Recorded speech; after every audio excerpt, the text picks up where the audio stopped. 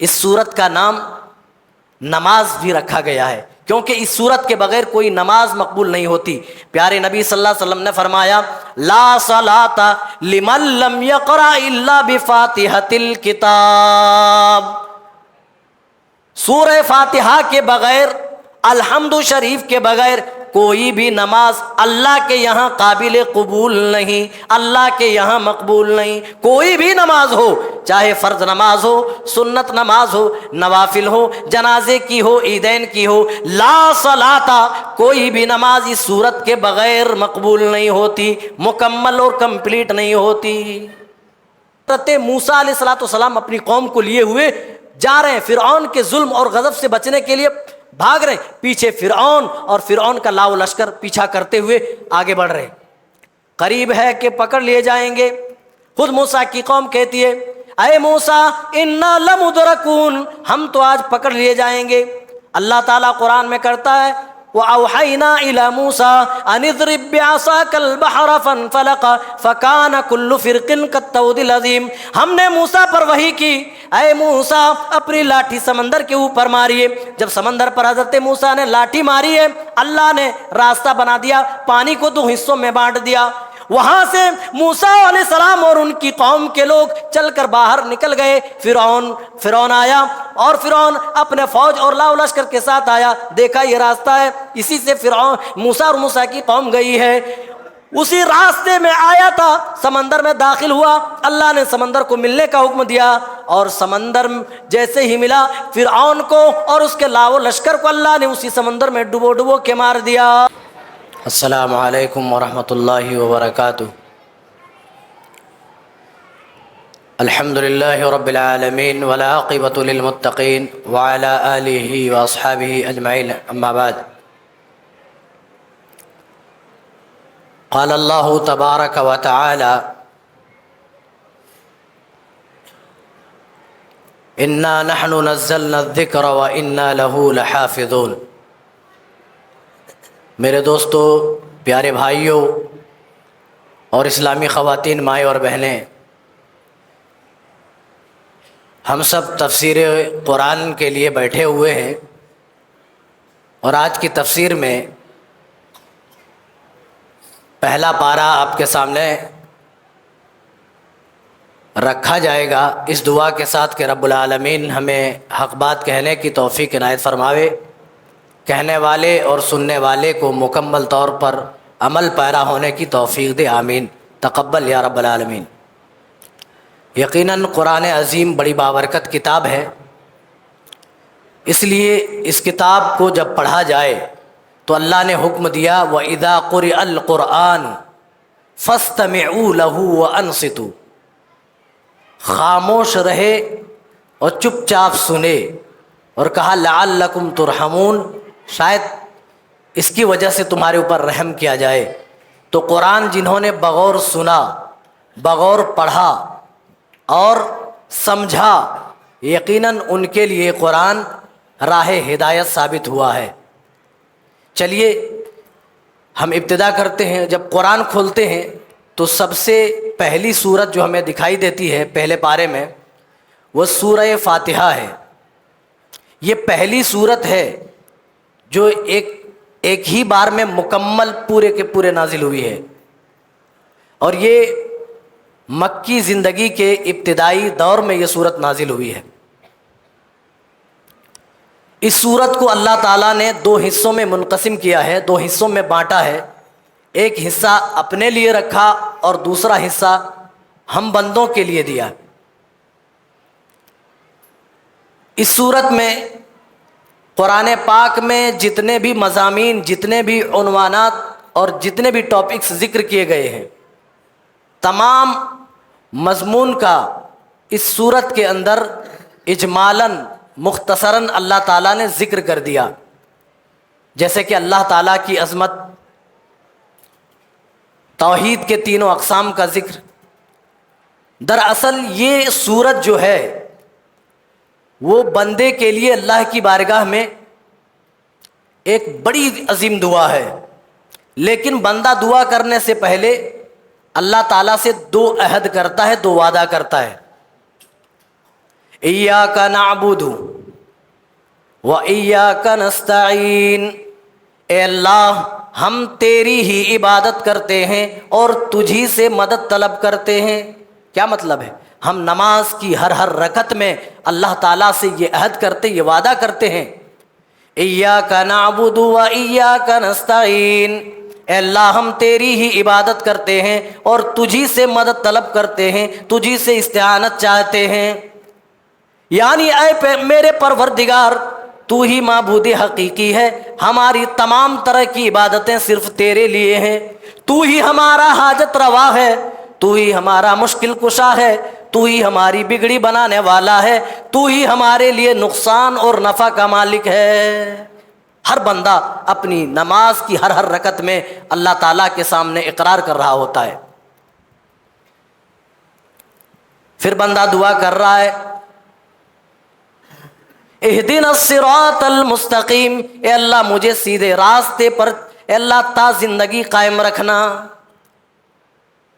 यह भी तर्जमा किया जाता है इहदिनस सिरातल मुस्तकीम, चलने की तौफीक दे दे। जब हमने ईमान कबूल कर लिया तो सिराते मुस्तकीम पर तो आ ही गए, अब ज़रूरी बनता है कि ता जिंदगी इसी सिराते मुस्तकीम पर हम कायम दायम रहें। वरना कितने पढ़े लिखे लोग जिन्होंने किसी न किसी वजह से अपना ईमान बेच दिया और लहव लाइब के पीछे पड़ गए। तो इसी सिराते मुस्तकीम की इत्तिबा करना ज़रूरी है। क्यों? क्योंकि शैतान भी इसी सिराते मुस्तकीम पर बैठकर हमारा इंतज़ार कर रहा है। लअक़ुदन्न लहुम सिरातकल मुस्तकीम, अल्लाह खुद कह रहा है शैतान भी उसी सीधे रास्ते पर बैठा हुआ है। आए मेरे बंदो, जिस रास्ते पर चलने की तुम मुझसे तौफीक मांगते हो, शैतान तुम्हारा उसी रास्ते पर बैठे इंतजार कर रहा है। शैतान ने कहा लअक़ुदन्न लहुम सिरातकल मुस्तकीम, ए अल्लाह मैं तेरे बंदों को बहकाऊंगा, तेरे बंदों को मैं फुसलाऊंगा और तेरे रास्ते से हटा दूंगा। सुम्मा लातियन्नहुम मिन बैनि ऐदीहिम व मिन खल्फिहिम व अन ऐमानिहिम व अन शमाइलिहिम वला तजिदु अक्सरुहुम शाकिरीन। अल्लाह तेरे इस सिराते मुस्तकीम पर जो आगे की तरफ से आएंगे उनको भी बहकाऊंगा, जो पीछे की तरफ से आएंगे उनको भी वरगलाऊंगा, जो दाहिने तरफ से आएंगे उनको भी बहकाऊंगा, जो बाएं तरफ से आएंगे उनको भी तेरे इस सिराते मुस्तकीम से हटा दूंगा। वलतजिदन्नहुम अक्सरुहुम शाकिरीन, और अक्सर को ऐ मेरे परवरदिगार आप शुक्रगुजार नहीं पाएंगे। और मुफस्सिरीन ने शुक्रगुजार की जो तफसीर की है वो मवहिद से की है। ए अल्लाह मैं तेरे अक्सर बंदों को मवहिद नहीं रहने दूंगा, तौहीद परस्त नहीं रहने दूंगा, शिर्क में मुब्तला कर दूंगा। आज उम्मत मुस्लिमा का हाल देखिए, अक्सर व बेशतर लोग शिर्क के दलदल में डूबे हुए हैं, फंसे हुए हैं। फिर हम अल्लाह से दुआ मांगते हैं सिरातल लज़ीना अनअमता अलैहिम, ऐ अल्लाह तू हमें उनके रास्ते पे चला जिन पर तुमने इनाम व इकराम किया। अल्लाह ने इनाम किन के ऊपर किया? अल्लाह ने यह भी कुरान पाक में दूसरी जगह वाज़े किया, उलाइकल लज़ीना अनअमल्लाहु अलैहिम मिनन नबिय्यीन वस्सिद्दीकीन वश्शुहदाई वस्सालिहीन। अल्लाह ने नबियों के ऊपर, शुहदा के ऊपर, सालिहीन के ऊपर और सिद्दीकीन के ऊपर इनाम व इकराम किया। हम सब अपनी अपनी नमाजों में दुआ करते हैं अल्लाह उनके तरीके पे चला, उनकी रविश पे चला जिन पर तुमने इनाम किया, जिनको तुमने इकराम से नवाजा। सिरातल लज़ीना अनअमता अलैहिम गैरिल मग़दूबि अलैहिम वलद्दाल्लीन। अल्लाह उनके तरीके पे न चलाना, उनकी रविश पर हमें न छोड़ना जिन पर तू गुस्सा हुआ है, जिन पर तेरा गज़ब नाजिल हुआ है और जो जाल हैं, जो गुमराह हो गए। यानी यहूद व नसारा के तरीके पे न चलाना। मग़ज़ूब अलैहिम से मुराद कौन है? यहूद हैं, और जालिन से मुराद नसारा हैं। और इस सूरत के इख्तिताम में हम क्या पढ़ते हैं? आमीन। प्यारे नबी सल्लल्लाहु अलैहि वसल्लम ने इस आमीन पर भी एक बड़ी फजीलत बताई है मेरे भाइयों। फरमाया इदा अम्मनल इमामु फअम्मिनु, ऐ लोगो जब इमाम आमीन कहे तो तुम भी आमीन कहो। अच्छा, एक सवाल मैं आपसे पूछता हूँ, हमको कैसे पता चलेगा? हम इमाम के पीछे नमाज पढ़ रहे, कैसे पता चलेगा कि इमाम आमीन कह रहा है? बोलिए, नहीं मालूम है। अरे इमाम साहब जोर से बोलेंगे तभी तो मालूम होगा ना कि इमाम साहब ने आमीन कही है, क्योंकि हदीस में हुक्म दिया जा रहा है इदा अम्मनल इमाम फअम्मिनू, जब इमाम आमीन कहे तो आमीन कहना। क्यों? फइन्नहु मन वाफक़ तामीनुहु तामीनल मलाइका गुफ़िर लहू मा तक़द्दम मिन ज़ंबिही, क्योंकि जब तुम आमीन कहते हो उस वक्त फरिश्ते भी आमीन कहते हैं, और जिनकी आमीन फरिश्तों की आमीन के साथ मुवाफ़क़त कर गई, मिल गई, गुफ़िर लहू मा तक़द्दम मिन ज़ंबिही, तो उसके पिछले गुनाह माफ़ कर दिए जाते हैं। छोटा अमल और फजीलत इतनी ज़्यादा कि उससे गुनाह बख्श दिए जा रहे हैं। इस सूरत का नाम नमाज भी रखा गया है, क्योंकि इस सूरत के बगैर कोई नमाज मकबूल नहीं होती। प्यारे नबी सल्लल्लाहु अलैहि वसल्लम ने फरमाया ला सलाता लिमन लम यक़रा इल्ला बिफातिहतिल किताब, सूरह फातिहा के बगैर, अल्हम्दु शरीफ के बगैर कोई भी नमाज अल्लाह के यहाँ काबिल कबूल नहीं, अल्लाह के यहाँ मकबूल नहीं। कोई भी नमाज हो, चाहे फ़र्ज नमाज हो, सुन्नत नमाज हो, नवाफिल हो, जनाजे की हो, ईदैन की हो, ला सलाता, कोई भी नमाज इस सूरत के बगैर मकबूल नहीं होती, मुकम्मल और कंप्लीट नहीं होती। और एक नाम शिफा भी इस सूरत का रखा गया है। मैं तमाम नामों की तफसील आपके सामने जिक्र नहीं करूंगा, लेकिन उन नामों को आपके बीच रखूंगा जिनका नाम लेना, जिनका नाम बताना ज़रूरी है। शिफा इसलिए कि किसी बीमार शख्स पर ये सिर्फ छोटी सूरत अल्हम्दुलिल्लाह रब्बिल आलमीन पढ़कर दम कर दिया जाए तो अल्लाह की तरफ से उसे शिफायाबी ज़रूर नसीब होती है। और इस सूरत का एक नाम जहाँ शिफा रखा गया है, वहीं पर एक सूरत, एक नाम इसका काफिया भी रखा गया है, क्योंकि ये सूरत हर तरह से काफ़ी है।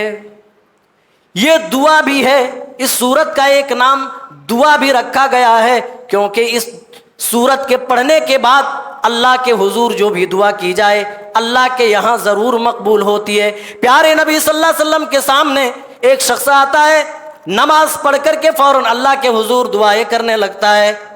प्यारे नबी सल्लल्लाहु अलैहि वसल्लम ने उसे रोका और फरमाया ए आदमी, तूने अपनी दुआ में जल्दबाजी से काम लिया। अल्लाह का रसूल किस तरह मांगूं? आपने फरमाया सबसे पहले अल्लाह की जनाब में, अल्लाह की बारगाह में तू तारीफ़ें कर। कहा कैसे करूं? तो आपने सूरह फातिहा के बारे में बताया। सूरह फातिहा के ज़रिए से अल्लाह की तारीफ़ कर, अल्लाह की मदहो सना बयान कर, अल्लाह की किबरियाई व बड़ाई बयान कर, फिर मेरे ऊपर दरूद भेज, फिर जो तुझे मांगना हो मांग, अल्लाह ताला तुझे ज़रूर अता करेगा। पता ये चला मेरे भाइयों, इस सूरत का एक नाम दुआ भी है। जब भी आप दुआ करें पहले ये सूरत ज़रूर पढ़ लिया करें ताकि कबूलियत के इम्कानात और ज़्यादा बढ़ जाए। चलिए आगे बढ़ते हैं। सूरह बकरा, पहले पारे में सूरह बकरा का कुछ ही हिस्सा मौजूद है, बकिया हिस्सा दूसरे पारे में मौजूद है और तीसरे पारे में भी मौजूद है।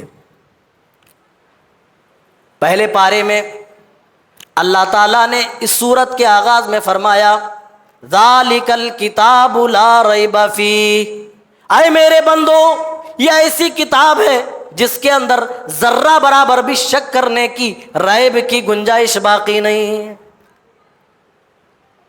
तीन तरह, और अल्लाह ताला ने तीन हिस्सों में अल्लाह ने अपने बंदों को डिवाइड किया है, तकसीम किया है। पहले हिस्से में अल्लाह ताला ने अपने मोमिनीन बंदों का जिक्र किया, दूसरे हिस्से में काफिरों और मुशरिकों का जिक्र किया, तीसरे नंबर पर अल्लाह ताला ने मुनाफिकीन का जिक्र फरमाया। अल्लाह ताला ने मोमिनीन का जिक्र करते हुए फरमाया अल्लज़ीना युमिनूना बिल गैब, ईमान वाले तो वो लोग हैं जो गैब पर ईमान रखते हैं, जो बिन देखे ईमान कबूल कर लेते हैं। हमने अल्लाह को देखा नहीं, रसूल को देखा नहीं, फरिश्तों को देखा नहीं, फिर भी ईमान है। मेरे भाइयों, इसी गैब पर ईमान रखने का नाम ईमान है। अल्लज़ीना युमिनूना बिल गैब, जो गैब पर ईमान रखते हैं, बिल गैब व युकीमून अस्सलाह, और साथ में नमाज कायम करते हैं। وَمِمَّا رَزَقْنَاهُمْ، اور جو کچھ ہم نے انہیں روزی دیا ہے اس میں سے وہ خرچ کرتے ہیں. وَالَّذِينَ يُؤْمِنُونَ بِمَا أُنزِلَ إِلَيْكَ، اور اے نبی جو کچھ آپ پر نازل کیا ہے اس پر بھی ایمان رکھتے ہیں. وَمَا أُنزِلَ مِن قَبْلِكَ، اور آپ سے پہلے ہم نے دوسرے انبیاء پر جو کتابیں نازل کی اس پر بھی ایمان رکھتے ہیں. اللہ تعالیٰ نے اپنے مومن بندوں کے یہ چند اوصاف گنا کر، چند اوصاف بتا کر فرما رہا ہے اولئک علی ھدی من ربہم واولئک هم المفلحون، یہی وہ لوگ ہیں جو اپنے رب کی طرف سے بھیجی گئی ہدایت کے اوپر ہیں. واولئک هم المفلحون، اور یہی وہ لوگ ہیں جو فلاح پانے والے ہیں، کامیاب و کامرہ ہونے والے ہیں. دیکھ رہے مومنین کی صفات اللہ نے ذکر کیا. پھر اس کے بعد کافروں کا آپ دیکھیں ذکر ہوا ہے. اللہ تعالیٰ فرما رہا ہے اے میرے محبوب صلی اللہ علیہ وسلم آپ انہیں ڈرائیں نہ ڈرائیں. سواء علیہم، برابر ہے، انذرتہم ام لم تنذرہم، انہیں بتائیں یا نہ بتائیں، اللہ کے عذاب سے ڈرائیں یا نہ ڈرائیں، سب کچھ برابر ہے. کیوں برابر ہے؟ ان کے دلوں میں اللہ کی باتیں اثر انداز کیوں نہیں ہوتی؟ یہ اللہ کی باتوں پر کان کیوں نہیں دھرتے؟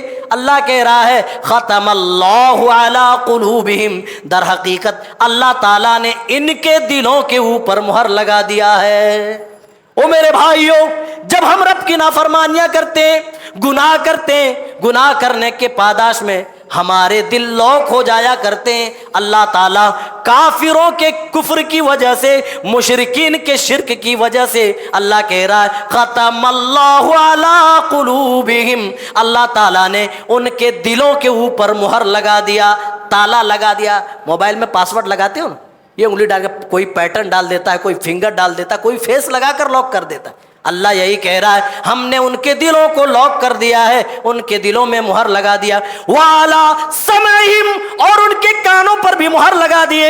وَعَلَىٰ أَبْصَارِهِمْ غِشَاوَةٌ، اور اے میرے محبوب صلی اللہ علیہ وسلم ان کے آنکھوں کے اوپر ہم نے پردے ڈال دیے. دیکھیں دل اور کان کی باری آئی تو اللہ نے کہا دل پر مہر لگا دی اور کان پہ بھی مہر لگا دی. لیکن جب آنکھ کی بات آئی، بصارت اور دیکھنے کی بات آئی تو اللہ نے کہا ان کے آنکھوں کے اوپر ہم نے پردے ڈال دیا، غشاوہ. کیوں؟ کیونکہ میرے بھائی کوئی چیز سننے کے لیے آپ کا پلٹنا ضروری نہیں. پیچھے سے بھی کوئی آدمی بولے گا تو میں سن سکتا ہوں بغیر پلٹے ہوئے، لیکن کوئی چیز دیکھنی ہو تو مجھے پلٹ کر دیکھنا پڑے گا، ہے نا. اگر پیچھے ممبر و محراب دیکھنا ہو تو مجھے ایسے پلٹ کر دیکھنا ہوگا. لیکن اگر کوئی وہاں سے صدا لگا رہا ہو، آواز دے رہا ہو تو آواز سننے کے لیے ہمیں پلٹنے کی ضرورت نہیں. اسی لیے اللہ کہہ رہا ہے ہم نے ان کے دلوں پر، ان کی سماعت پر ہم نے جہاں تالے لگائے ہیں، ان کی بصارت پر، ان کی آنکھوں پر ہم نے پردے ڈال دیے. یہ حق نہیں دیکھ سکتے، یہ اللہ کے احکامات یہ سن نہیں سکتے. ان کے پاس دل و دماغ تو ہیں لیکن سوچنے سمجھنے سے آ رہی ہیں، یہ سوچ نہیں سکتے، یہ سمجھ نہیں سکتے. اب منافقین کی باری آ رہی ہے. منافقین کا اللہ ذکر کر رہا ہے. لوگوں میں سے کچھ ایسے بھی ہیں جو کہتے ہیں آمنا باللہ وبالیوم الآخر وما ہم بمؤمنین، جو کہتے ہیں ہم تو اللہ پر ایمان رکھتے ہیں، ہم قیامت کے دن پر ایمان رکھتے ہیں. اللہ کہہ رہا وما ہم بمؤمنین، اے مومنو ان کے دھوکے میں نہ آنا، یہ ایمان والے نہیں ہیں. یخادعون اللہ والذین آمنوا، یہ تو اللہ کو دھوکہ دینا چاہتے ہیں، یہ تو ایمان والوں کو دھوکہ دینا چاہتے ہیں. وما یخدعون الا انفسهم وما یشعرون، نہ تو یہ اللہ کو دھوکہ دے سکتے ہیں نہ ایمان والوں کو دھوکہ دے سکتے ہیں، سوائے اپنے نفسوں کے یہ کسی کو بھی دھوکہ نہیں دے سکتے. یہ خود کو دھوکہ دے رہے ہیں اور یہ سمجھ رہے ہیں کہ ہم اللہ کو دھوکہ دے رہے ہیں، ہم ایمان والوں کو دھوکہ دے رہے ہیں. انہیں اس بات کا شعور ہی نہیں ہے. اللہ کہہ رہا ہے منافقین کا کیا رویہ رہتا ہے، انہیں حق اور ناحق سے کیا مطلب ہے، کیا سروکار ہے. انہیں جہاں دنیاوی فائدہ ملتا ہے، دنیاوی مفاد کے چکر میں وہ پڑھ کر اسی طرف مائل ہو جاتے ہیں. اسی لیے اللہ تعالیٰ نے منافقین کا ٹھکانہ کافروں اور مشرکوں سے بھی بدتر بنایا ہے۔ اللہ نے فرمایا ان المنافقین فی الدرک الاسفل من النار، یقیناً منافقین کا جو ٹھکانہ ہے وہ جہنم کا سب سے نچلا درجہ ہوگا، سب سے نچلا طبقہ ہوگا۔ یہ جہنم کے سب سے نچلے طبقے میں ہوں گے، سب سے نچلے درجے میں ہوں گے۔ اب اللہ تعالیٰ ایک چیلنج کر رہا ہے، ان لوگوں کو اللہ تعالیٰ چیلنج کر رہا ہے جو اس کتاب کے منزل من اللہ ہونے میں شک کرتے تھے، اور جب آپ دعوت دیتے تھے تو کہتے تھے اے محمد یہ تو تم نے اپنی طرف سے گھڑ لیا ہے، یہ اللہ کی کتاب نہیں ہے، یہ اللہ کا کلام نہیں ہے، اے محمد تم نے اپنی طرف سے بنا لیا ہے۔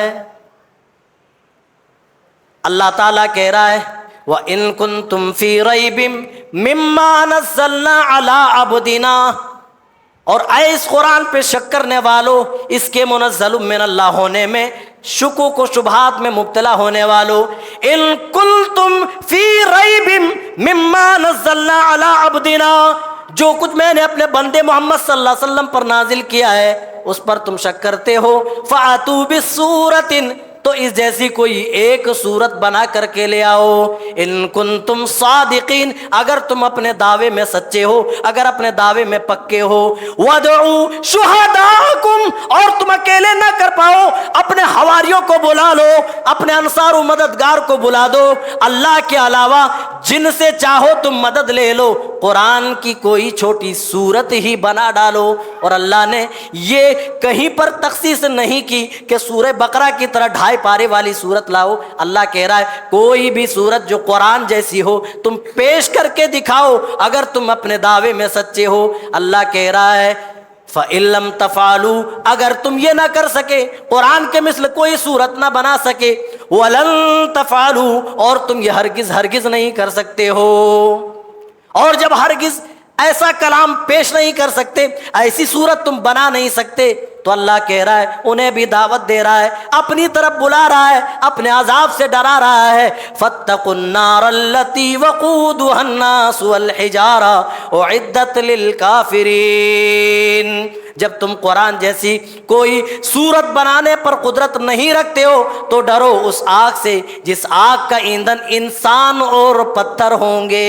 میرے بھائیوں، اللہ تعالیٰ نے جہاں کہیں بھی جہنم کے ایندھن کا ذکر کیا ہے تو ایندھن میں نہ کوئلے کا ذکر آیا، نہ لکڑی کا ذکر آیا، نہ ڈیزل کا آیا، نہ پیٹرول کا آیا، بلکہ ہمیشہ اللہ نے کہا وقودها الناس والحجارہ، انسان جہنم کا ایندھن بنیں گے اور پتھر جہنم کے ایندھن بنیں گے۔ اس کے بعد اللہ تعالیٰ اپنے نیکوکار بندوں کو جو بروز قیامت اخروی زندگی میں جو انعام و اکرام سے نوازے گا، اس انعام و اکرام کا اللہ ذکر کر رہا ہے۔ اے نبی آپ بشارت سنا دیجئے وَبَشِّرِ الَّذِينَ آمَنُوا وَعَمِلُوا الصَّالِحَاتِ أَنَّ لَهُمْ جَنَّاتٍ تَجْرِي مِن تَحْتِهَا الْأَنْهَارُ، آپ انہیں بشارت دے دیجئے کن کو؟ جو ایمان لائے اور اپنے ایمان کو عمل صالح سے جنہوں نے مزین کر لیا۔ میرے بھائیوں، جہاں کہیں بھی اللہ نے ایمان کا ذکر کیا ہے ساتھ میں عمل صالح کو بھی ایڈ کیا ہے، یہ بتانے کے لیے کہ اے میرے بندو، تمہاری نجات کے لیے صرف تمہارا ایمان کافی نہیں ہے، بلکہ ایمان لانے کے بعد اس ایمان کو جب تک تم اچھے اعمال کے ساتھ مزین نہیں کرو گے، سجاؤ گے نہیں، اچھے اعمال کے ساتھ سنوارو گے نہیں، تب تک تم کامیاب و کامرا نہیں ہو سکتے۔ یہاں بھی اللہ تعالیٰ اپنے نیکوکار بندوں کے انعام کا ذکر کر رہا ہے تو مومنین بندوں کے صفات بیان کر رہا ہے۔ صفت یہ اللہ کہہ رہا ہے جو ایمان لائے اور عمل صالح کیے، آپ بشارت سنا دیجئے ہم نے ان کے لیے ایسی جنتیں بنائی ہیں جن جنتوں کے نیچے ہم نے نہریں جاری کر رکھی ہے، اعدت للمتقین، اور جو ہم نے متقیوں کے لیے، نیک بندوں کے لیے ہم نے بنائی ہے۔ پھر اللہ کہہ رہا ہے جنت میں جب انہیں کھانے کے لیے پھل دیے جائیں گے روزی کے طور پر، تو یہ دنیا کی طرح سوچیں گے، یہ سوچیں گے کہ یہ تو وہی پھل ہے جو ہم نے دنیا میں کھایا۔ اتوبہ متشابہا، اللہ کہہ رہا ہے بس اس کے مثل ہوں گے، اس جیسے دکھیں گے۔ جنتی پھل کا ٹیسٹ تو پیارے نبی فرماتے ہیں ایک ایک پھل کے اندر دنیا میں جو پھل پائے جاتے ہیں اس کے مقابلے سمجھ لو کہ 100 پھلوں کا ذائقہ موجود ہوگا۔ بندہ ایک پھل توڑے گا دوسرا پھل آ جائے گا۔ ارے جنت کا ذکر کیا کرنا، اس کے لیے تو الگ سے ایک ٹاپک رکھنا پڑے گا، تب جنت کا ذکر ہوگا، وہ بھی اجمالاً تفصیلاً نہیں۔ اللہ اکبر۔ آدمی کہے گا اللہ بس مجھے یہ پھل چاہیے، تو اس کو اٹھنے کی بھی ضرورت نہیں، پھلوں کی ڈالیاں ان کے سامنے جھک جائیں گی، پھلوں کے گچھے آ جائیں گے، وہ اپنے آپ ان کے پاس آ جائیں گے، وہ جھکی ہوئی ٹہنیوں سے وہ توڑ لیں گے۔ میرے بھائیوں وَلَهُمْ فِيهَا أَزْوَاجٌ مُطَهَّرَةٌ، اللہ اس جنت کی بات کر رہا ہے اور کہہ رہا ہے ہم نے ان کے لیے جنت میں ان کی پاکیزہ بیویاں بھی بنا رکھی ہیں، ازواج مطہرہ وہم فیہا خالدون، اور ان جنتوں میں وہ ہمیشہ رہیں گے۔ کوئی بھی شخص جب جنت میں داخل ہو جائے گا نا وہ کبھی بھی جنت سے نکالا نہیں جائے گا۔ دنیا میں کیا ہے، چند روز کے بعد دنیا چھوڑ کر ہم چلے جائیں گے، چاہے ہماری لاکھ ٹھاٹ باٹ کی زندگی ہو، 70 سال 80 سال 100 سال زیادہ سے زیادہ، اس کے بعد تو جانا ہے، لیکن جب جنت میں داخل ہو جاؤ تو وہاں سے نکالے نہ جاؤ گے۔ اور دنیا میں جیسے ہی 50 آدمی پوری کرتا ہے اپنی عمر، ہزاروں بیماریاں حملہ آور ہو جاتی ہیں، بلڈ شوگر ہے، کینسر ہے، ٹی وی ہے، کیا کیا بیماریاں، بے شمار بیماریاں تو ایسی ہیں جن کا نام تک بھی لوگوں کو پتہ نہیں ہے، لیکن وہاں کوئی بیمار نہ ہوگا، وہاں کوئی جنت سے نکالا نہ جائے گا، جنت میں کبھی کوئی بوڑھا نہ ہوگا، کبھی کسی چیز کی تکلیف نہ ہوگی، آرام و راحت کی جگہ۔ اللہ کہہ رہا ہے وَلَهُمْ فِيهَا أَزْوَاجٌ مُطَهَّرَةٌ، اے میرے بندو ہم نے تمہارے لیے تمہاری بیویاں، پاک بیویاں ہم نے بنا کے رکھی ہے، انتظام کر کے رکھا ہے۔ اور دنیا کے پیچھے تم پاگل ہو، دنیا کے پیچھے جنتی عورتیں بیک وقت 70 جوڑوں میں ملبوس ہوں گی، لیکن اتنی ان کی خوبصورتی ہوگی کہ 70 کپڑوں میں ملبوس ہونے کے باوجود بھی پنڈلی کا جو گودا ہوتا ہے وہ باہر سے جھلک رہا ہوگا۔ اللہ اکبر۔ اگر دوپٹہ زمین پہ یا دنیا میں ظاہر کر دیا جائے، پیارے نبی صلی اللہ علیہ وسلم کی حدیث ہے کہ پوری دنیا خوشبو سے معطر ہو جائے گی۔ میرے بھائیوں میں تفصیل میں جانا نہیں چاہتا۔ اس کے بعد اللہ تعالیٰ انسان کی تخلیق کا مقصد بتا رہا ہے اور بندوں کو، تمام انسانوں کو اپنی عبادت کی طرف بلا رہا ہے۔ اے میرے بندو تم میری ہی عبادت کرو، یا ایھا الناس اعبدوا ربکم الذی خلقکم والذین من قبلکم لعلکم تتقون۔ آگے پیچھے ہو گئی ہے نا۔ اللہ پوری مانوتا کو، پوری انسانیت کو اللہ تعالیٰ اپنی عبادت کی طرف بلا رہا ہے، اپنی بندگی کی طرف بلا رہا ہے۔ اے انسانوں تم اس رب کی عبادت کرو جس نے تمہیں پیدا کیا، والذین من قبلکم، اور جس نے تم سے پہلے کے لوگوں کو یعنی تمہارے آبا و اجداد کو پیدا کیا، اس رب کی عبادت کرو۔ اچھا آدمی کہاں جھکتا ہے؟ دو جگہ انسان جھکتا ہے، ایک پاور کے سامنے اور دوسری جگہ جہاں سے کچھ ملنے کا امکان ہو۔ آدمی کچھ پانے کی طلب میں آدمی سرنڈر کر دیتا ہے، اور ڈر اور خوف کا ماحول جب دیکھتا ہے تو سرنڈر کر دیتا ہے، نہیں نہیں میری یہاں نہیں چلتی، جس کی لاٹھی اس کی بھینس، ہے کہ نہیں؟ تو اللہ یہی کہہ رہا ہے میرے پاس پاور بھی ہے اور میں تمہیں عطا بھی کرتا ہوں۔ اے میرے بندو جس نے تمہیں پیدا کیا اور تمہارے آبا و اجداد کو پیدا کیا، لعلکم تتقون، اور اسی میں تمہارا بچاؤ ہے تاکہ تم اللہ کے عذاب سے بچ سکو۔ الذی جعل لکم الارض فراشا، اے میرے بندو جس نے تمہارے لیے یہ زمین چلنے لائق بنایا۔ او لوگو ذرا تصور تو کرو، ذرا غور تو کرو، جو دنیا کی جو سائز ہے اللہ تعالیٰ اس سائز سے دنیا ڈبل کر دیتا، ڈبل سائز میں بنا دیتا، تو بتاؤ کیا یہاں دنیا میں گھر بنانا ہمارے لیے آسان تھا؟ کیا اس دنیا کے اندر ہمارے لیے چلنا پھرنا آسان تھا؟ نہیں میرے بھائیوں، جب دنیا اور زیادہ بڑی ہو جاتی تو زمین کی گریوٹی اور زیادہ بڑھ جاتی، چمبکی شکتی جو کھینچنے کی صلاحیت اللہ نے زمین کے اندر رکھی ہے اور زیادہ بڑھ جاتی، حتیٰ کہ پھولوں اور پودوں کے اندر بھی، درختوں کے اندر بھی اتنی صلاحیت نہ ہوتی کہ وہ جڑوں سے پانی چوس کر اپنی ٹہنیوں تک پہنچا سکے، پھول اور پتوں تک پہنچا سکے۔ ہم بھی دھیرے دھیرے چھوٹے ہوتے جاتے، کیونکہ زمین کی گریوٹی جو کھینچنے کی جو چمبکی شکتی ہے انسان کا قد بھی اس کی وجہ سے دھیرے دھیرے چھوٹا ہو جاتا، کئی اس سے معاملات درہم برہم ہو جاتی، لیکن اللہ نے اپنی حکمت اور اپنی تدبیر سے دنیا کو ایک سائز دیا جس سائز میں ہم نہ ہوا میں غبارے کی طرح اڑ سکتے ہیں اور نہ ہی زیادہ ہم بوجھل محسوس کر سکتے ہیں۔ وہی اللہ کہہ رہا الذی جعل لکم الارض فراشا، او میرے بندو اس رب کی عبادت کرو جس نے تمہارے لیے یہ زمین چلنے لائق بنایا، تمہارے لیے یہ زمین بچھائی ہے، والسماء بناء، اور جس نے آسمان کو تمہارے لیے چھت بنایا۔ اگر آسمان نہ ہوتے تو آپ کو پتہ ہے سورج سے آنے والی جو ریڈیشن ہے اس سے ہم بچ پاتے، جو خطرناک بلائیں ہیں اس سے تم محفوظ ہو جاؤ، اس لیے ہم نے والسماء بناء، آسمان کو تمہارے لیے چھت بنا دیا۔ وَأَنزَلَ مِنَ السَّمَاءِ مَاءً، اور اے میرے بندو ہم نے ہی تو تمہارے لیے آسمانوں سے پانی نازل کیا ہے۔ وَأَنزَلَ بِهِ مِنَ الثَّمَرَاتِ رِزْقًا لَكُمْ، اور ہم نے اس پانی کے ذریعے سے ہم نے تمہارے لیے پھلوں کی شکل میں اور فصلوں کی شکل میں تمہیں روزیاں دی ہیں۔ رزقا لکم فلا تجعلوا للہ اندادا وانتم تعلمون، تم جاننے کے باوجود جان بوجھ کر تم اللہ کا شریک و ساجی نہ بناؤ۔ تمام بندوں کو اللہ تعالیٰ نے بتایا اے میرے بندو تم سب میری ہی عبادت کرو، کیونکہ میں نے ہی تمہیں پیدا کیا ہے، میں نے ہی تمہارے آبا و اجداد کو پیدا کیا ہے، میں نے ہی زمین بنائی، میں نے ہی آسمان بنائے، اور تم بارش تم اترتا ہوا دیکھتے ہو یہ ہماری طرف سے ہے، اور ہم نے زمین سے سبزہ اگایا، پھل فروٹس اگائے تاکہ تم کھاؤ پیو، ہم نے تمہاری زندگی کے سامان ہم نے دنیا میں مہیا کیے، لہٰذا تم میری عبادت کرو۔ آگے اور بڑھیے، اللہ تعالیٰ اس سورت کے اندر، اس پارے کے اندر آگے بیان فرما رہا ہے، ان کے بارے میں کہہ رہا ہے، تخلیق انسان کا ذکر کر رہا ہے۔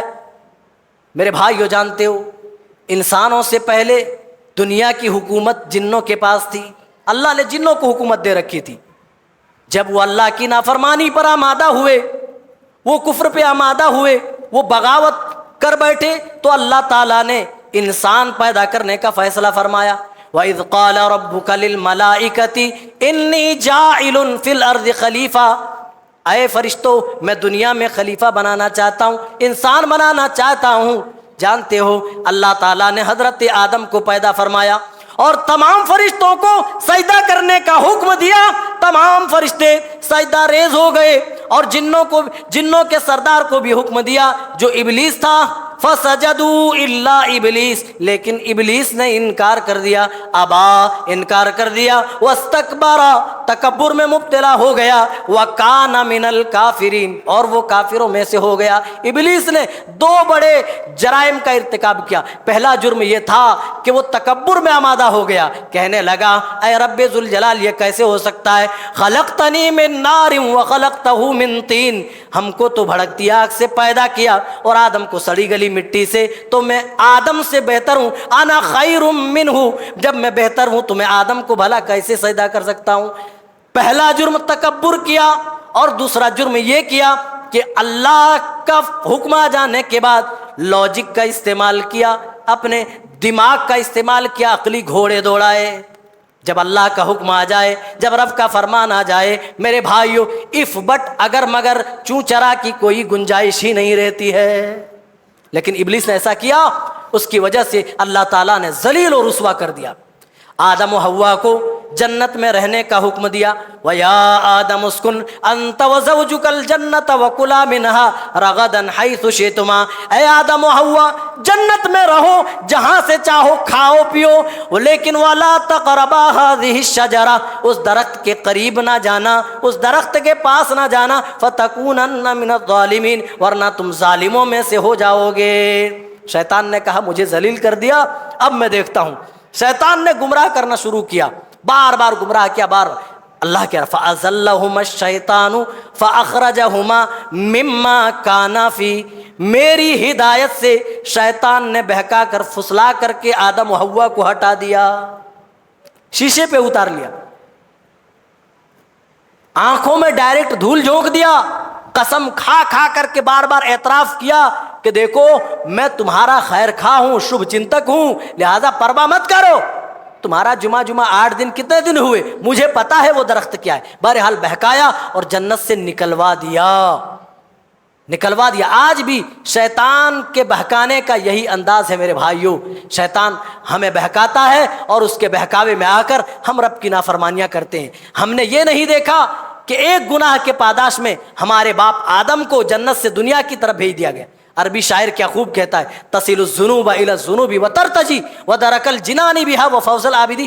اے لوگو، تم گناہ پہ گناہ کرتے ہو اور امید کرتے ہو جس طرح نیکوکار بندے اللہ کے یہاں کامیاب و کامرہ ہوتے ہیں اس طرح تم کامیاب و کامرہ ہو جاؤ۔ نہیں، وَنَسِيتَ أَنَّ اللَّهَ أَخْرَجَ آدَمَ مِنْهَا إِلَى الدُّنْيَا بِذَنْبٍ وَاحِدٍ۔ تو اس بات کو کیوں بھول گیا کہ تیرے باپ آدم کو صرف بِذَنْبٍ وَاحِدٍ، ایک گناہ، ایک غلطی کی وجہ سے جنت سے دنیا کی طرف بھیج دیا گیا۔ میرے بھائیوں، قرآن کی اس آیت سے ہمارے لیے عبرت پکڑنے کا مقام ہے، سوچ و فکر کا مقام ہے کہ واقعی ہم گناہ پہ گناہ کرتے پھر بھی جنت کا توقع لیے بیٹھے ہیں، اور آدم کو ایک غلطی کے پاداش میں جنت سے دنیا کی طرف بھیج دیا گیا۔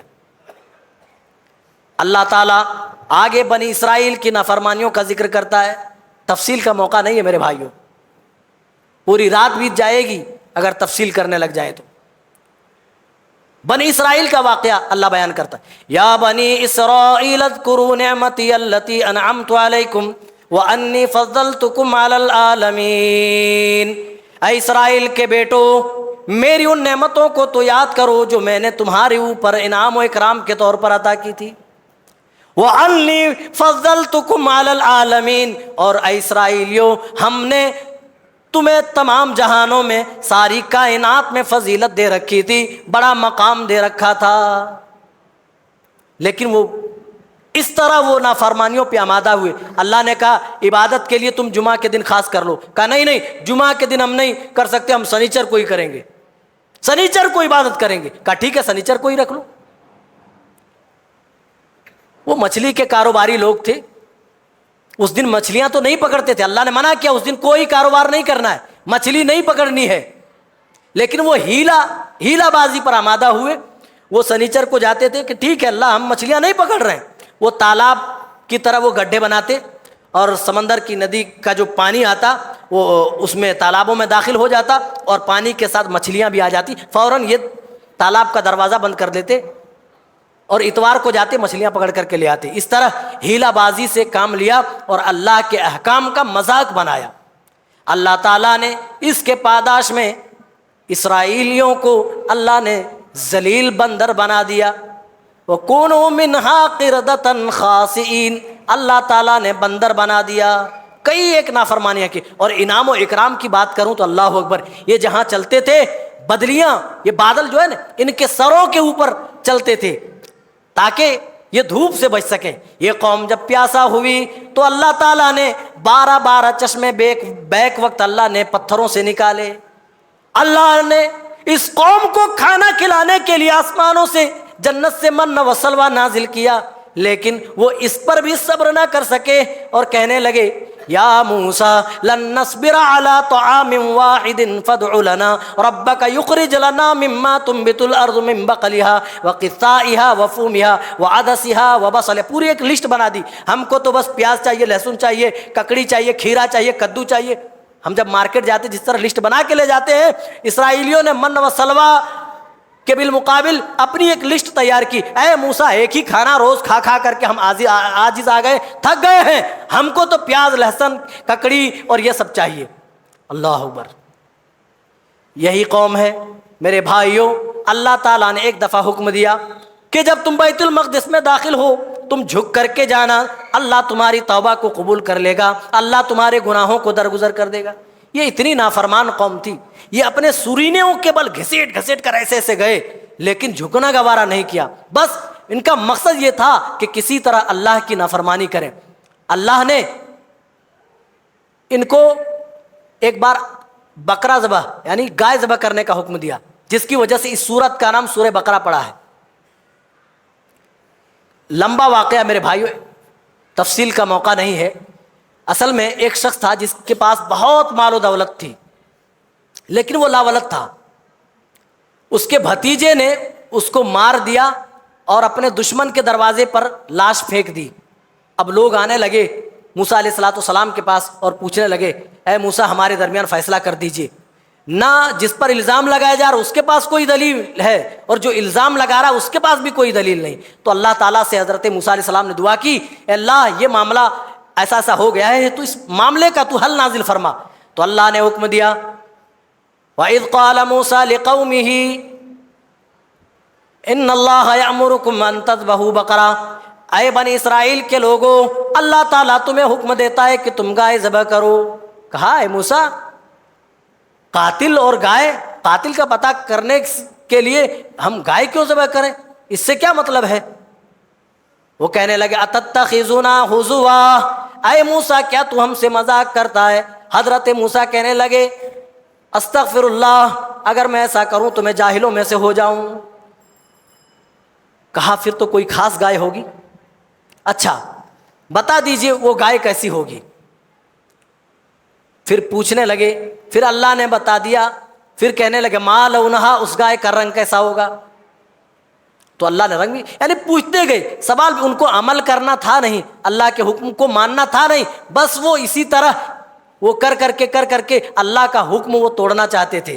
کسی طرح وہ آمادہ ہوئے، ٹھیک ہے ذبح کیا گیا، اس گوشت کا کوئی ٹکڑا لیا گیا اور جو مردہ تھا اس پہ ٹچ کیا گیا، وہ زندہ ہو کر کے اپنے قاتل کا نام بتایا اور پھر وہ واپس مر گیا۔ میرے بھائی تو یہ قوم اتنی نافرمان تھی کہ اللہ تعالیٰ نے حکم دیا گائے ذبح کرو تو کوئی بھی گائے لا کر کے ذبح کر دیتے تو اللہ کا حکم پورا ہو جاتا، لیکن یہ سوال پہ سوال کرتے گئے اور پھنستے گئے، کیونکہ ان کو عمل کرنا تھا نہیں، اللہ کا حکم توڑنا تھا۔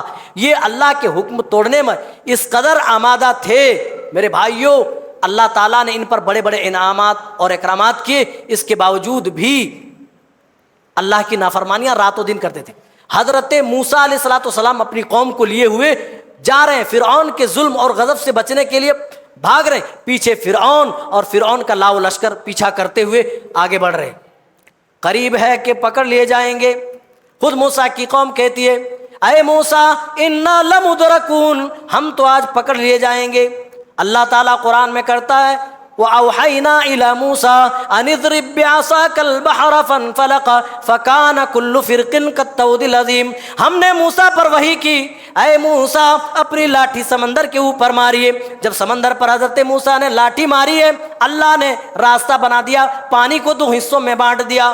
وہاں سے موسیٰ علیہ السلام اور ان کی قوم کے لوگ چل کر باہر نکل گئے۔ فرعون آیا اور فرعون اپنے فوج اور لاؤ لشکر کے ساتھ آیا، دیکھا یہ راستہ ہے، اسی سے فرعون موسیٰ اور موسیٰ کی قوم گئی ہے، اسی راستے میں آیا تھا، سمندر میں داخل ہوا، اللہ نے سمندر کو ملنے کا حکم دیا اور سمندر جیسے ہی ملا فرعون کو اور اس کے لاؤ لشکر کو اللہ نے اسی سمندر میں ڈبو کے مار دیا۔ اتنا بڑا زندہ معجزہ، اور پلٹ کر یہ لوگ بنی اسرائیل کے لوگ دیکھ رہے تھے۔ اتنا بڑا زندہ معجزہ دیکھنے کے بعد جانتے ہو حضرت موسیٰ علیہ السلام 40 دن کے لیے کہاں گئے؟ اللہ نے کوہ طور پر بلایا کہ موسیٰ آؤ، میرے کچھ احکامات ہیں لے جاؤ تاکہ تم اس کے مطابق اپنی زندگی گزار سکو۔ کوہ طور پر تورات لینے کے لیے موسیٰ علیہ السلام اپنے کچھ لوگوں کو لے کر کے گئے ہیں، اور یہاں قوم کا یہ حال ہے۔ زندہ معجزہ دیکھنے کے بعد ایک بچڑے کو معبود بنا لیا، اور معبود ہی نہیں بلکہ اس کی پوجا اور پرستی بھی شروع کر دی۔ اللہ اکبر۔ یا قومی، حضرت موسیٰ نے کہا انکم ظلمتم انفسکم باتخاذکم العجل فتوبوا الی باریکم فاقتلوا انفسکم، تم نے بچڑے کو معبود بنا کر اپنے نفسوں کے ساتھ بڑا ہی ظلم کیا ہے۔ فتوبوا الی باریکم، تو اللہ کی جناب میں، اللہ کی بارگاہ میں توبہ کرو۔ فاقتلوا انفسکم، اور توبہ کی یہ شکل اختیار کی گئی کہ تم ایک دوسرے کو قتل کرو، جو مر جائے سمجھو اس کی توبہ قبول ہو گئی۔ بچڑے کو معبود، اور 70 لوگوں کو، اور جن لوگوں کو حضرت موسیٰ علیہ السلام یہ سمجھ کر لے کے گئے یہ سلجھے ہوئے لوگ ہیں، یہ قوم کے سمجھدار لوگ ہیں، ان لوگوں نے بھی کوئی چھوٹا تماشا نہیں کیا۔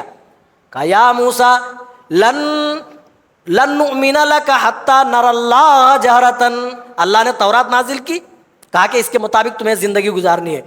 یہ 70 لوگ کیا کہنے لگے؟ جو قوم کے سلجھے اور سمجھدار لوگ شمار کیے جاتے تھے، کہنے لگے لن نؤمن لک، ہم آپ کی بات نہیں مانیں گے، ہرگز نہیں مانیں گے، حتی نر اللہ جہرتن، یہاں تک کہ ہم کھلی ہوئی آنکھ سے اللہ کو دیکھ لیں، جو کہ ممکن ہی نہیں۔ کہا ہم اپنی آنکھوں سے جب تک اللہ کو دیکھ نہیں لیتے ہم تمہاری بات پر یقین نہیں کریں گے، ہم اللہ کے احکام کی پابندی نہیں کریں گے۔ اللہ کہہ رہا ہے فَأَخَذَتْكُمُ الصَّاعِقَةُ وَأَنْتُمْ تَنْظُرُونَ، تم تو دیکھ ہی رہے تھے کہ اللہ کی طرف سے بجلی کی کڑک نے بجلی نے آ کر تمہیں پکڑ لیا۔ ثم بعثناکم، پھر موسیٰ علیہ السلام اپنی قوم کے لیے دعا کر لی، اے اللہ ان سے غلطی ہو گئی، میں اپنی قوم کو سدھار دوں گا، اپنی قوم سے میں منواؤں گا۔ اللہ کہہ رہا ثم بعثناکم من بعد موتکم، اس احسان کو تو یاد کرو، تمہاری موت کے بعد تمہارے پروردگار نے تمہیں زندگی دی۔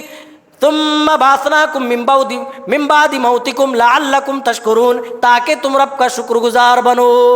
لیکن کسی بھی صورت میں وہ رب کی شکر گزاری کرنے کو تیار نہیں تھے، اور اللہ تعالیٰ نے فرمایا یہ یہود و نصارہ جو ہیں وہ کبھی بھی مسلمانوں سے راضی نہیں ہو سکتے۔ وَلَن تَرْضَىٰ عَنْكَ الْيَهُودُ وَلَا النَّصَارَىٰ حَتَّىٰ تَتَّبِعَ مِلَّتَهُمْ، جب تک کہ آپ ان کے ملت، ان کے مذہب کی پیروی نہیں کر لیتے یہ آپ سے راضی نہیں ہوں گے۔ آج بھی جن چیزوں کے لیے ہمیں مارا پیٹا جا رہا ہے، ہمارے اوپر قدغن لگائے جا رہے ہیں، اس کی سب سے بڑی وجہ ہے ہم کچھ بھی کر لیں، اپنا جگر بھی چیر کے دکھا دینا، تب بھی ہماری باتوں پر وہ یقین نہیں کر سکتے، پھر بھی وہ ہمیں اپنا نہیں سمجھ سکتے۔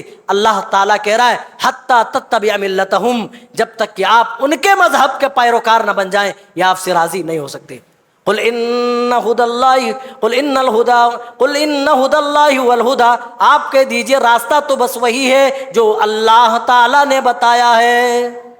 اور اللہ نے کہا علم آ جانے کے بعد بھی اگر تم خواہشات نفس کے پیچھے پڑے رہے تو یاد رکھو اس دن تمہارا کوئی انصار و مددگار نہیں ہوگا۔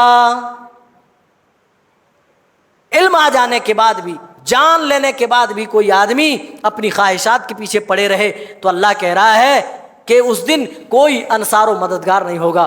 میرے بھائیوں، حضرت ابراہیم علیہ السلام کا بھی اللہ تعالیٰ ذکر فرماتا ہے کہ جب ہم نے حضرت ابراہیم علیہ السلام سے کہا، ہم نے ابراہیم علیہ السلام کو چند چیزوں سے آزمایا۔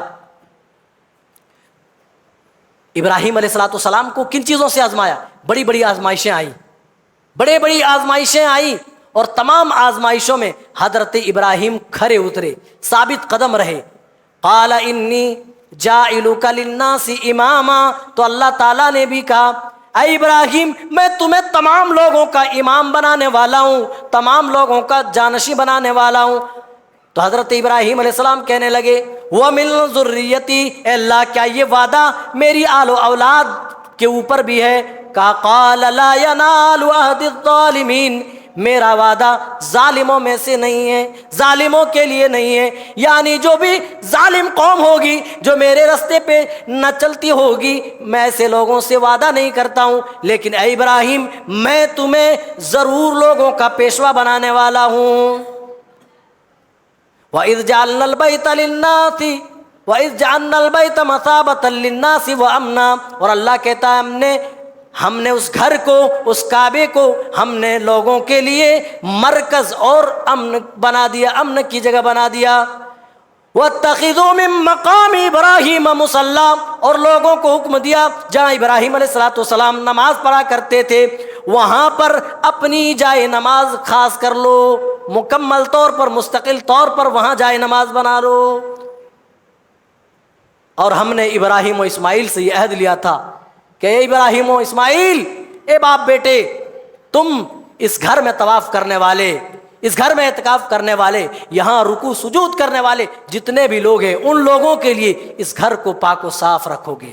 اللہ اکبر۔ تمام نبیوں نے اپنی اولاد کو توحید سکھلائی، توحید کی دعوت دی۔ حضرت ابراہیم علیہ السلام اور حضرت اسماعیل علیہ السلام کعبے کی تعمیر کر رہے ہیں تو اپنے لیے کچھ نہیں مانگ رہے ہیں بلکہ آنے والے لوگوں کے لیے مانگ رہے ہیں، کہہ رہے ہیں ربنا وبعث فیہم رسولا منہم یتلو علیہم آیاتک، اے پروردگار تو ان کے اوپر، اے میرے پروردگار ان کے اوپر، ان کے درمیان ایسا رسول عطا فرما جو انہی میں سے ہو، یتلو علیہم آیاتک، جو ان کے سامنے تیری آیتیں پڑھ کر کے سنائے، ویزکیہم، ان کی زندگیاں بدل دے، ان کے دلوں کا تزکیہ کرے، وَيُعَلِّمُهُمُ الْكِتَابَ وَالْحِکْمَةَ، اور جو انہیں علم و حکمت کی تعلیم دے۔ حضرت یعقوب دنیا سے جا رہے ہیں، وَإِذْ حَضَرَ يَعْقُوبَ الْمَوْتُ إِذْ قَالَ لِبَنِيهِ، اللہ تعالیٰ اس کو بھی ذکر کر رہا ہے جب اپنے بیٹے سے کہہ رہے تھے انتقال کے وقت، مَا تَعْبُدُونَ مِن بَعْدِي، او لوگو جب دنیا سے آج کل کوئی جاتا ہے تو اپنے بیٹے کو زمین کے لیے وصیت کرتا ہے، مال کے بارے میں کچھ نصیحتیں کرتا ہے کہ فلاں الماری میں اتنے لاکھ روپے ہیں، تم آپس میں بھائی بھائی بانٹ لینا، بہنوں کو بھی کچھ حصہ دے دینا۔ لیکن حضرت یعقوب کیا وصیت کر رہے ہیں؟ انتقال کا وقت ہے، کیا کہہ رہے ہیں؟ اے میرے بیٹو، میرے بعد تم کس کی عبادت کرو گے؟ کس کی عبادت کرو گے؟ قالوا نعبد، بیٹے بھی فرما بردار، الہک و الہ آبائک ابراہیم و اسماعیل و اسحاق، ہم تو آپ کے معبود کی عبادت کریں گے اور آپ کے آبا و اجداد کے معبود کی عبادت کریں گے جو معبود برحق ہے، کیونکہ ہم فرما بردار لوگ ہیں۔ اور اللہ تعالیٰ نے ان کو جواب دیا جو یہ کہتے تھے، جیسے مشرکین عرب، بس ختم ہی کر رہا ہوں، مشرکین عرب ان کا خیال تھا کہ ہم ابراہیم علیہ السلام کے خاندان سے، ان کی اعلیٰ اولاد ہیں، لہٰذا ہم بخش دیے جائیں گے۔ اور یہ یہود و نصارہ راتوں دن مشرکین کو ڈراتے تھے، آخری نبی آئے گا تب مل کر تمہارے ساتھ ہم جنگ لڑیں گے، اور ساتھ میں یہ کہتے تھے کہ ہم ابراہیم و اسماعیل کے اولاد ہیں، ان کے خاندان سے ہیں۔ وقالوا لن تمسنا النار الا ایاما معدودہ، بس اگر جہنم میں کسی وجہ سے اللہ نے ڈال بھی دیا تو سوائے چند دن کے ہم جہنم میں ٹھہرنے والے نہیں ہیں، ہمارے مقدر میں جنت ہے۔ نحن ابناء اللہ واحباؤہ، کیونکہ ہم اللہ کے بیٹے ہیں اور اللہ کے محبوب ہیں۔ اللہ نے کہا تلک امۃ، تم ان کی بات کر رہے ہو، اپنے آبا و اجداد یعقوب، اسماعیل و اسحاق اور ابراہیم کی بات کر رہے ہو، ہاں ہاں تم ان کے اولاد ہو، لیکن تلک امۃ، وہ ایک امت تھی، قد خلت، وہ گزر گئی، لہا ما کسبت، ان کے لیے وہی کچھ ہے جو وہ دنیا میں کمائے، ولہا ما کسبت، اور وَلَكُمْ مَا كَسَبْتُمْ، اور تمہارے لیے وہی کچھ ہے جو کچھ تم دنیا میں کما رہے ہو، کر رہے ہو۔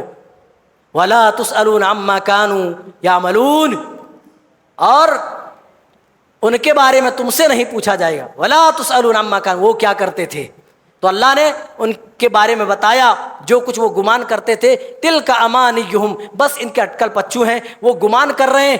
قُلْ هَاتُوا بُرْهَانَكُمْ إِن كُنتُمْ صَادِقِينَ، ان سے کہیے اگر یہ اپنے دعوے میں سچے ہیں تو دلیلیں پیش کریں۔ میرے بھائی، اس طریقے سے اس سورت کا اختتام ہوتا ہے۔ اللہ تعالیٰ ہمیں نیک سمجھ اور اچھے عمل کی توفیق مرحمت فرما۔